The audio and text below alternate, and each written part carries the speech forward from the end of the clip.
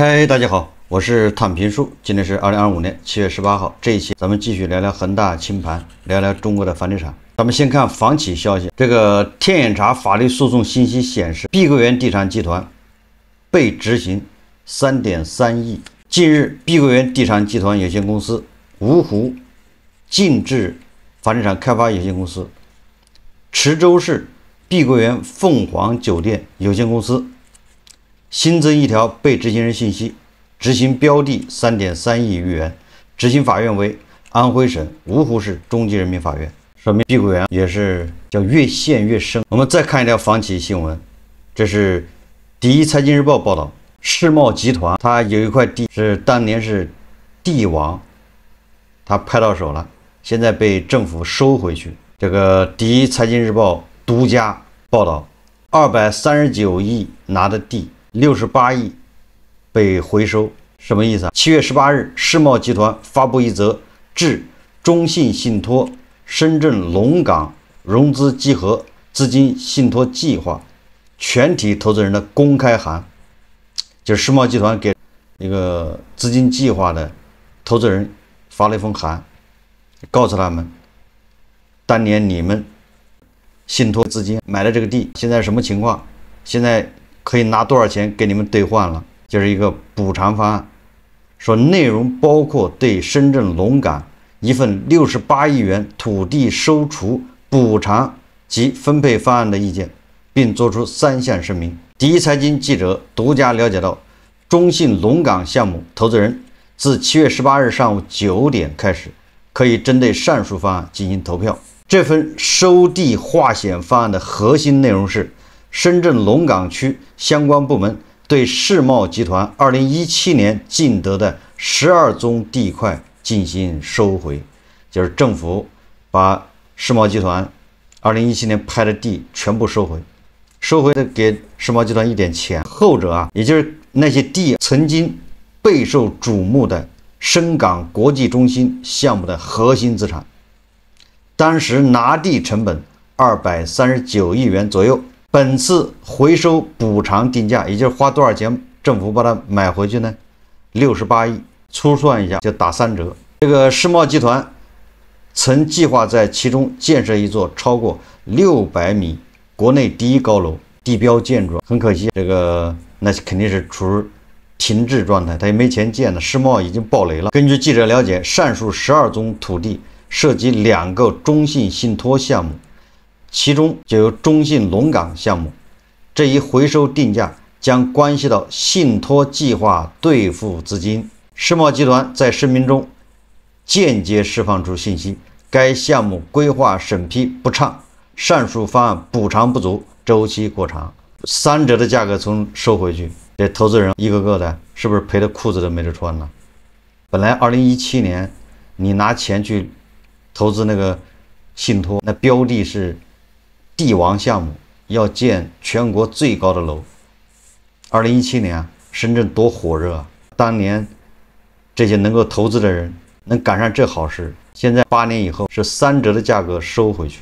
那当然了，就这个化债方案，就是兑付方案，那肯定是要这个信托这个受益人或者叫投资者，他们要投票表决的。很显然，那信托计划那肯定是要打折兑付，不可能是刚兑。按照募集情况和合同约定，中信龙岗项目原本2022年8月全部到期，但因为流动性紧张，世茂方面在2022年2月开始出现兑付异常，同年4月起停止向该信托计划还款，导致项目持续逾期。投资人王莹（这化名）在接受到上述受益人大会公告通知的同时，也接到了信托经理关于打折兑付的通知电话。他在2020年买入了一定金额的中信龙岗项目地类份额，后者原定于每年的3月20日和9月20日进行收益核算，但2022年3月利息兑付出现异常，该产品期限为21个月，本应于2022年4月30日到期，但一直逾期至今，也就是3年半过去了，他也兑付不了。如果收地化债方案通过，第一次回款之后比例是23.18%，第二次回款以后比例是47.53%，最后加上信保基金，最终回款比例是84%。按照信托经理的口头通知，该项目此前兑付的利息也将折算进本金，也就是以前他不是兑付了1期2期的吗？他半年付一次利息，你以前收到利息，那对不起，那不叫利息了，那都是算成你的本金，还你本金了。那这么一算，预计到2027年1月能够拿回投资本金的85%，这个算不错了，就85折，利息是没有了。你是相当于你投了100万，你拿回了85万。你以前如果拿了1万利息，那你现在能拿回84万。这就是你买信托啊，2017年、2020年买信托，那都是赔钱。但是具体的细节还有变动的可能。但是85%兑付基本上就是这样了，差不了多少。公开资料显示，中信龙岗项目于2020年7月17日成立，分多期募集，同年8月14日募集完毕。总规模87亿，信托计划资金用于受让世茂控股下属企业福建世茂瑞银房地产开发有限公司对深圳市世茂新里程实业有限公司借款债权。最终这个钱是用来干什么呢？用于支付深圳世茂开发深圳龙岗深港国际中心综合体项目地块102期公寓项目、地块1期商办项目的开发建设。它是每笔钱具体对应一个项目。根据当时的推荐资料，该项目设置了多项增信措施，包括港股上市公司世茂房地产、上海世茂建设提供保证担保、项目公司100%的股权质押以及10宗土地的抵押，其中包括用款项目地块1和地块10。该信托计划期限不超过36个月，分成 A、B、C、D 4类。根据你投资的额度不同，你的收益率是不一样的。它设了4档参考收益率，比如说你是投100万到300万的，收益率最高是 7.2%， 你投300万到500万的，最高是 7.7%， 年化500万到1000万的最高是 7.8%， 1000万以上的最高是 7.9% 的收益。说实话，它是2020年成立的这个信托，当时这个最高年化在 7.9%， 这还真不算多，而且是中信信托，这是中信大家都知道啊，结果那也得爆雷。最新的季度管理报告显示，截至今年6月末，中信龙岗项目的信托本金余额 56.8亿元。另从投资人与中信信托的沟通记录来看，该项目涉及个人投资者800人，在最新信托余额中占比 50%。其他投资者主要是机构和家族信托。你看，个人信托只有个人投资者是800人，还有其他的投资人就是机构，还有家族信托，还有有的上市公司啊，他也投资啊。这个昔日帝王被以68亿元补偿价回收，也就是3折的价格被政府收走了。上述12宗地块是深港国际中心的核心资产，涉及中信龙岗项目的有11宗地块。中信信托西安经开项目贷款集合资金信托计划对应另一宗地块，也就是说，中信龙岗项目这个信托涉及11块，还有一个信托涉及另外一块，一共12块地。当年是世茂啊，将近240亿买的，现在政府出70亿把它买回去了。当然了，为什么说出这个68亿，那也是有原因的，也不能全说这个政府趁火打劫。中信信托在2024年向法院申请以物抵债。为什么以物抵债？是上述资产几度在法拍平台流拍。京东司法拍卖平台显示，2023年7月，北京3中院对深港国际中心12宗土地使用权及地上物进行法拍，拍卖申请人为中信信托，起拍价130亿。当时的评估价高达163亿，也就是2年前，这中信信托还拿着手上12块地，评估了一下163亿，然后通过司法拍卖，想起拍价130亿想卖掉，结果第一次就流拍，没人感兴趣。同年11月，这12宗地块再度被法拍，起拍价降至104亿，仍无人出价。也就是说你卖100亿，你都卖不掉，你拍卖卖不掉，所以地方政府68亿把它买走。上述收地划险方案焦点还是在回收价格上。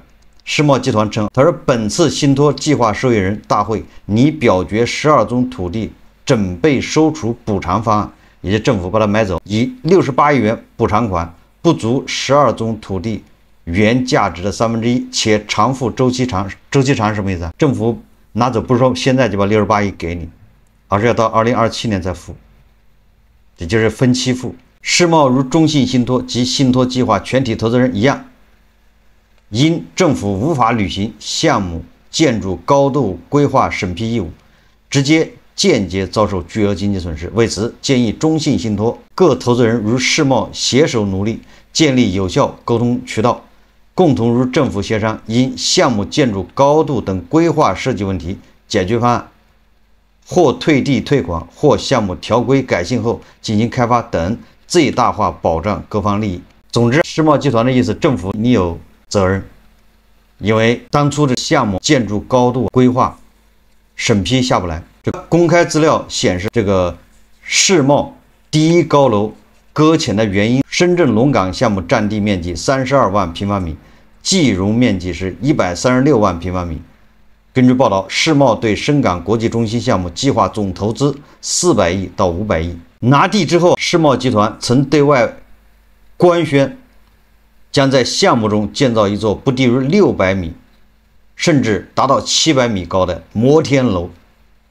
建成后将超越632米的上海中心，成为中国第一高楼。不过，据记者从知情人士处了解，该项目涉及超高楼建设，初步规划的容积率较高，但近年来国内在建筑领域限高政策趋严。该项目获取4证，就是国有土地使用证、建设用地规划许可证、建设工程规划许可证、建筑工程施工许可证，这4证呢，过程并不顺利。世贸龙岗项目土地出让中，出让人自始未取得600米建设高度的规划设计条件，至今也无法明确主塔的建筑高度，导致项目在获得民航批复700米高度以后，仍无法取得有效建设用地规划许可证，也无法推动后续开发进程。为此，世贸已经把土地出让方把政府给告上法庭了。世贸已对土地出让行为、土地出让合同存在问题，于2024年9月向深圳市盐田区法院提起行政诉讼，主张确认土地出让合同无效及行政赔偿所有损失。目前案件一审历经2次庭审，中信信托也派人参加庭审旁听，案件现仍在审理过程中。总之，2020年参与中信信托的这些投资人呢，800人，你最终能够85折把钱拿回去，这已经很不错了。因为作为重要抵押物的这12块地，世贸是240亿拿到手的，政府是68亿收回去，对吧？这中间180亿就没了，缩水了。刚才也说了，你也不能埋怨政府回收价格低了，因为你法院拍卖的卖不掉，政府愿意掏钱买就已经是化债，要不政府他也可以不管，你世贸你自己处理去。100亿没人要，那你拍50亿，50亿没人要，你拍30亿，总会有人出钱的。那政府出了个68亿，所以我就想到了很多专家不是建议政府拿钱出来把开发商手上的地收回吗？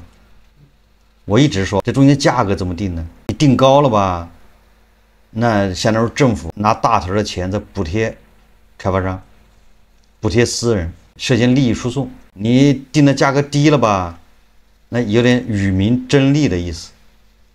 你价格定的低了，你看看这后面受害人就出来了。中信信托呢800投资人，还有很多机构投资者。如果每一块地都这么处理，那这个世贸集团基本上就可以破产清算了，对吧？这一开发商最终都是资不抵债，对吧？你看一块地他就赔了170、80亿，这还没算利息。有很多人他总是在问，开发商的钱去哪儿了？房地产的钱去哪儿了？那你说这170亿去哪儿了？它就是缩水掉了。240亿买进来的，68亿卖掉，这中间170亿就没了。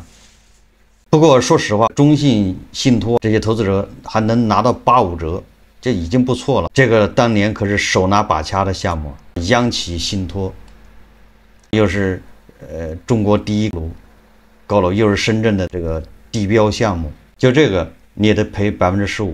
当然了，至于开发商跟政府扯皮，说你的规划没下来，这是不是开发商信托是不是免责，把责任推掉？开发商告政府，估计是赢不了。咱们一直说叫管中窥豹，可见一斑。一叶知秋，通过一个世贸集团，咱们就知道房地产开发商他能好得了吗？所以说万达、万科啊，上半年又亏120亿，很容易的，几块地就能亏这么多钱。所以今天南方都市报报道说，61家房企合计预亏超400亿。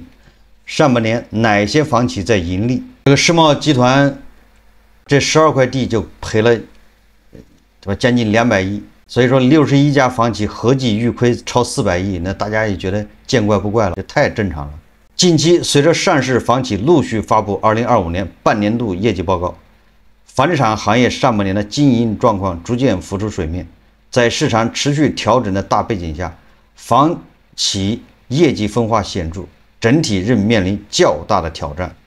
截至7月17日，东财行业类 A 股房地产开发板块中，已有61家房企披露2025年中期业绩预告，合计预亏区间达到343亿到465亿之间，其中24家房企预计盈利，37家房企预计亏损。业绩预亏的房企占总数的比例为60%， 24家房企还盈利，37家亏损。这37家亏损把它盈利的去掉之后，居然还有465亿的亏损，你就知道亏得太厉害啊！从今年上半年业绩预告来看，下滑依旧是行业主流趋势，像金地集团、华侨城等房企亏损持续扩大，万科亏损增加，绿地控股则从盈利转为亏损。我告诉你，有的房企啊，莫名其妙的，他说今年赚钱了，马上接下来2年又亏钱，那纯粹是叫财技，因为他连续3年亏损，他叫退市，所以他前2年亏了，第3年死活不能亏，第3年不亏，那第4年、第5年就亏得更狠。说今年上半年净利润预计亏损的37家 A 股房地产企业，其中13家企业是上市以来首次亏损，首亏包括沙河股份、湘江控股、信达地产、绿地控股等。如果只看这37家上市公司 A 股的上市公司，他们亏损金额2025年上半年累计亏损423亿到534亿之间。这个亏损排第一的依然是万科，预计上半年亏100亿到120亿。亏损排第2的就是金地集团。所以从这个数字来看，房企的渡劫模式远未结束。有些房企表面上看盈利，实际上都是战术性的，是财技。一个世贸集团就已经告诉了你真相，这是他的土地被收回去。那同样，如果说政府发债去收这开发商卖不掉的房子，一个道理，是以什么价格来收？所以说，这些专家建议政府去收房企手中的地和房子，以此来为开发商解困，这个是想多了。我们再来看看这个过气网红城市杭州，因为最近杭州突然一下出名了，就像年初一样，年初杭州出名是因为杭州6小龙。这个大家都知道，杭州一下就变成中国的硅谷。那最近杭州又连续霸榜所有的热搜，还有这个新闻的头条。好消息是什么？好消息是英伟达的黄仁勋，他这次到中国来参加论坛，不穿西装，穿唐装，大热天的又穿个皮夹克，按照农村的土话说，他就是痦痱子。而黄仁勋这次来，他对这个杭州给予了极高的评价。黄仁勋他说，杭州是中国的硅谷。中国在推动全球人工智能发展方面发挥了积极作用。它不仅肯定了以大模型企业深度求索为代表的开源模式，还称孕育深度求索的杭州是中国的硅谷。你看这个黄仁勋，他认可杭州是中国硅谷，这个不能不说，这是对杭州的肯定。那最近杭州还有什么新闻？那就是娃哈哈豪门恩怨，这个咱们聊的已经比较多了。这里就不多说了。好像最近杭州还有一个小学，好像那些小学生莫名其妙的流鼻血，那这个也成立了调查组，正在调查之中。这让我们又想起了甘肃天水的幼儿园，这个幼儿铅中毒，血铅异常。对，甘肃天水这个事还没下去，对，成立调查组还没有结论。杭州那边又出这样的问题，又上了热搜。霍霍完幼儿，现在是开始霍霍所有人。昨天说杭州有好多地区啊，主要是什么区？余杭区，这很多街道的居民发现家里自来水臭不可闻，一拧开水龙头，这就是污水。余杭环境水务集团7月17号，昨天下午4点发了一个情况通报，他说增进了广大用户，首先对此次水质事件带来的不便深表歉意。7月16日，我司切换水源，仁和水产主管网恢复正常后，说目前已完成对各支管和二供水箱的冲洗，经检测仁和街道2主街道吧，水质已经恢复，用户可以正常使用。在使用前，请用户对存水进行排放。为弥补用户损失，我司将会给7月份每户5吨水费的减免，给广大用户带来不便，敬请谅解。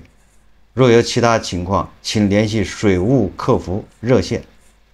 这个杭州余杭水务控股集团有限公司，这个过气网红城市，这是咋回事？有网友说，是不是自来水接到下水道上去了，污水侵入自来水供水系统？当然了，官方是坚决不承认，就辟谣说没有，那千家万户喝的水，那臭水是怎么来的？问题是，但是他辟谣了说，绝不是接到污水上去了，但是这个水受了污染，自来水发臭发黑，什么原因不知道，但绝对不是接到污水管上，就是辟谣，坚决先不承认，什么原因不知道。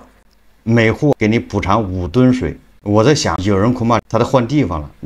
你还住在那个地方，难道心里没有阴影吗？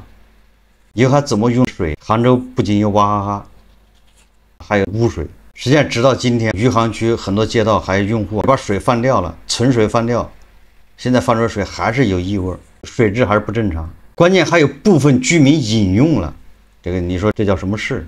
那个水有异味，水质的不对，颜色也不对，他怎么还饮用？这个污染持续了近15个小时。说水务公司早上9点就发现异常，但是没有通知居民，到晚上将近11点、10点才第一次通知辖区的居民，导致很多居民已经用这个水做了饭、洗了澡、烧了水吃了。你说恶心不恶心吧？就杭州的房价还要涨吗？还怎么涨？最后我们再看条新闻，这个是新闻晨报报道，超豪华车消费税起征点降至90元，哪些品牌受影响最大？超豪华车消费税政策迎来调整。7月17日，财政部、税务总局发布公告，明确将超豪华小汽车征收范围由零售价格130万每辆调整为90万每辆，同时将各种动力类型汽车含纯电动、燃料电池等动力类型乘用车和中型商务客车纳入征收范围。政策自2025年7月20日起执行。什么意思？这个好理解，因为咱们老是说消费降级，因为大家都在消费降级。本来买豪华车的他也降级了，买豪华车本来你是买130万的，这个就是豪华车了。你这些人他降级了，中产真正有钱的人他不会买130万的车啊，他买限量版的500万、900万、1000万的。这个买什么130万的、80万的，这些都是中产，工资涨了点。自己的公司上市了，分了点股票，或者年终奖多拿了一点，开始烧抛，就买这种就是130万的车，你就够上了这个叫豪华车，所以你要交超豪华车的消费税。但现在问题不是中产都返贫了吗？中产赚钱也难了，所以他买不起130万的了，他只能买80、90万的。所以那你说税务局还跟谁收这个豪华车消费税？所以说这叫水涨船高，水落石出。你降，人家税务局也降啊。你以为你买80万、90万的就不收你豪华税了是吗？就这个时候还能买90万的车的，那就是要收你豪华车消费税，没毛病。所以我们标准降低了，所以说这是妥妥的叫消费降级，这就属于官方认可消费降级。官方也是根据消费降级这个特征，主动调整这个起征点，叫超豪华车消费税起征点，从130万挪到90万。如果经济再这么下去啊，有可能挪到50万。你买50万的车呢，就是超豪华汽车。往后如果再这么发展下去，你买10万的车，那也算是超豪华汽车。这是没办法，因为都在降级，所以人家征税的门槛也得往下降。但是它一降，那汽车厂商恐怕就有麻烦了。本来你那个车定价整个的满配或者是这叫什么顶配，就是100万，那按原来的这个规则，你那不算超豪华车，所以税就少一点。这回不行了，你这车已经生产出来，已经设计好了，价格的定位都定好了。这时候人家说了，你这100万也是超豪华汽车，也得加征多少税？那你说消费者怎么办？消费者可能就不买，那厂家你就能降价，厂家有的让利，要不然你卖不掉。2025年上半年，130万以上的车销量好像不到2万辆，那你说对吧？这个政府缺钱，这块收的税他收不到，所以它标准必须降，不降它这上半年只有2万辆该交税的，这下半年7月20号开始一降，我估计该交税的就多了。